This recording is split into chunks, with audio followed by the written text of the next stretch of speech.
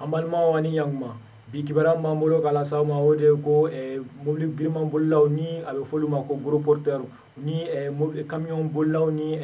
citerne bollaw go ulula ulu koni ka syndicat ni obe wole ko syndicat national des chauffeurs et transporteurs routiers ulu koni ya ira ka fo koni ko bintene do be barabla kude kon damne min koni kuta dabla fo ka la yini koni ko be sika sabati yakina jigina ni ma ko fole nun ka la yini to dore ko siraw kan koni ko lakana balia koni ko obe sena wa mi ye chauffeur ye mobile bollaw koni ko la yini caman be ni u ka hakɛw bola ko olu koni ma sabati ina fɔ ko sarako ni a ɲɔgɔnna wɛrɛw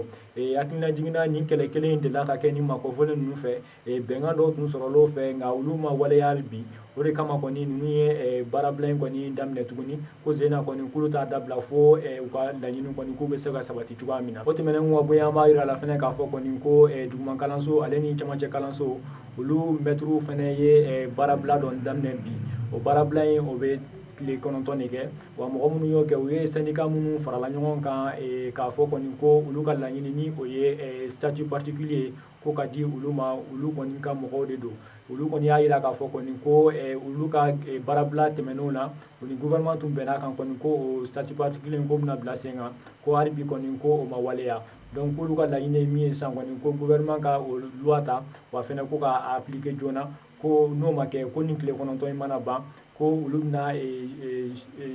kalo kura nata ni o ye janvier ko o tile 2 fo ka taa o tile 5 la k'u bɛ grève wɛrɛ k'o la n'o bɔra yen fɛnɛ ko ni laɲiniw ma sabati k'u bɛ tila ka baarabila wɛrɛw kɛ ni kunnafoni de tun b'an bolo k'a las'aw ma bi ani cɛ aw ka kulomajɔ la